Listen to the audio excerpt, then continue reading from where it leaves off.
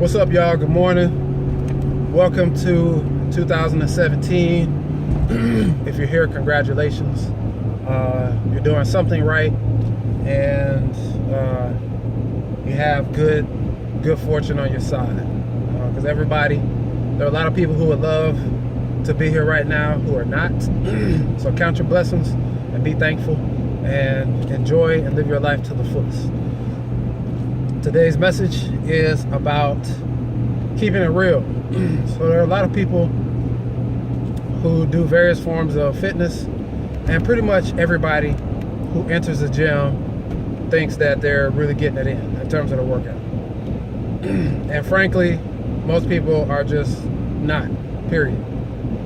Not challenging themselves on a regular basis, not using any quantifiable standard to which to measure themselves against versus what they were doing before.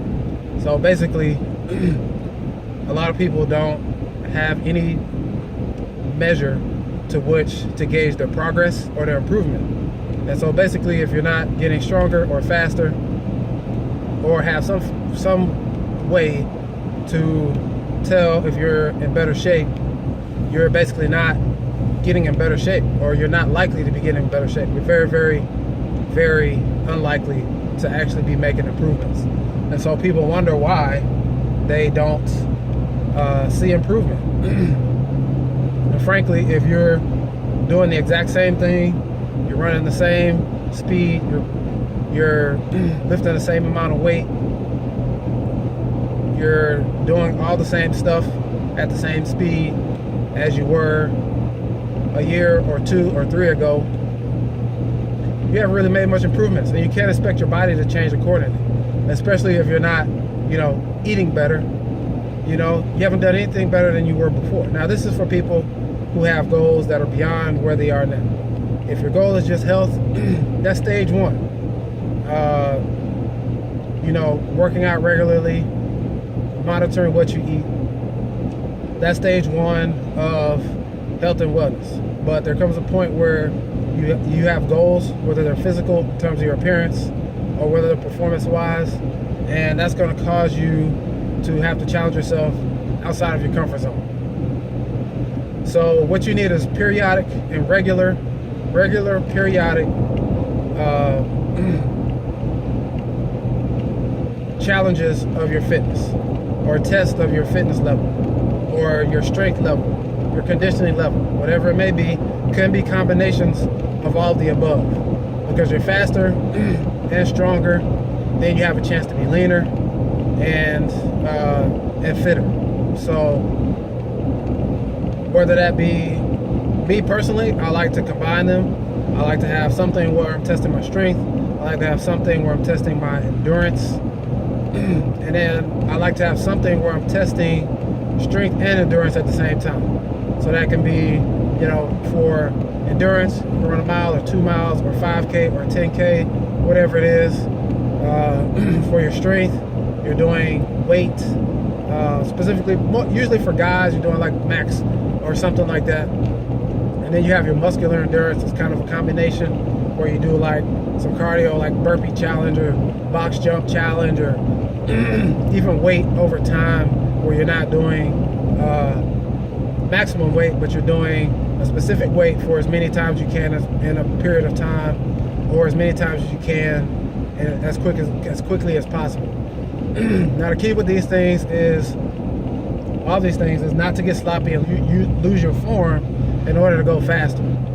The goal is to keep the same range of motion, the same pace, smooth pace, but not stop. That is where most people lose. They try to go faster, and they end up abbreviating the motions and making their exercises sloppier. So you're degrading the quality of your workout for time, and that's not what you want. You want to make sure that you're keeping your form, keeping your range of motion, so that you're still working the muscles that you're trying to target while testing yourself. Because you don't want a wasted workout just so you can try to beat the clock. All right. But this needs to be something that happens on a regular basis, like once a month, once a quarter at the minimum. You should be testing yourself like once a quarter. if you're expecting to improve. You should test yourself in various areas, because in order to look lean, you need to test both your muscular endurance, whether that be intervals. It doesn't have to be long distance.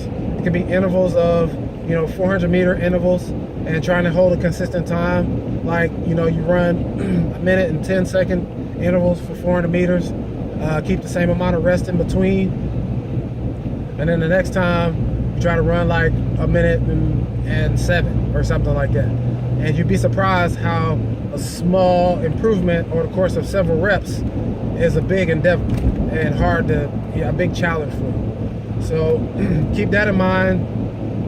Don't go to the gym and kid yourself and think that you're really challenging and pushing yourself, and you're just going through the motions. If you're not drained and tired when you walk out of the gym, you're not getting in better shape. And another reality check for people, and specifically women, who want to continue to lose weight and think that if you continue to lose weight, at some point you're going to start to look muscular. It doesn't work that way.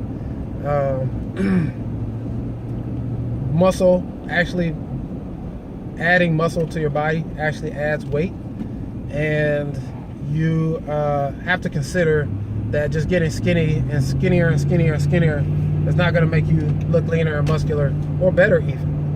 You can lose weight and look worse because what you lost happens to be mostly your muscle mass. So